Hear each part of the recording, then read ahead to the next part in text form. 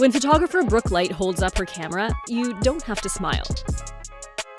A lot of times kids, especially in a photo shoot scenario, they are told what to wear and make sure you smile big. And, especially the girls, we want to make sure we get something pretty. Brooke is trying to show young people, particularly girls, that they're enough the way they are. And she uses her lens to do it. Almost every one of my girl photo shoots, it takes a minute. It takes a minute for them to drop the performative expectation. Smile or no smile? No smile. Brooke calls these photo shoots moody mini sessions.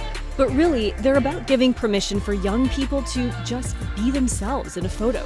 Something a lot of kids don't always get when families are trying to snap that perfect portrait. Sometimes I would be like on the verge of tears and no one would really notice, which made me feel a lot worse, but I still smiled.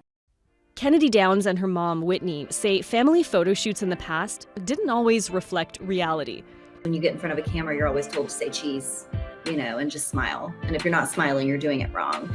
And we're certainly guilty of that. And years previous, when we've done our family portraits, like, okay, smile. And like behind the scenes, we all just want to cry and get it over with, Kennedy, in particular, hated taking photos. She has Graves' disease, an autoimmune disorder. Among the symptoms, it can cause her eyes to bulge and appear uneven. She's been bullied in school about it. I definitely was really insecure, and some people would call me out, and I have so many photos of me just trying to cover up one of my eyes so that they all looked even, that you couldn't tell. And then over time, I just kind of would block my face and take a picture because I thought that looked better than showing my face. So her mom decided to try something different. I feel like it was a little bit freeing maybe for them than going back and looking at the photos just to sort of be and not be told how to be for the sake of someone else. I often have to remind them, remember, we don't have to smile, we don't have to smile. And then it's always that vibe shift when we hit that moment where they're like, oh, and they relax. It doesn't mean you can't smile.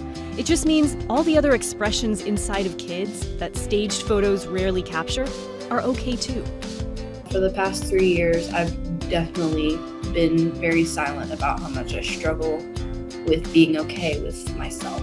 Definitely, some of them look more sad, but I also like that because it's realistic, because everyone feels that way. I was really happy for her, and I really loved her photos.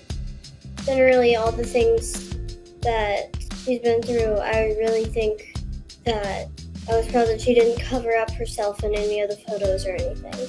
They're just themselves. It's powerful. So powerful, Brooke's TikTok posts about her process have gained hundreds of thousands of views.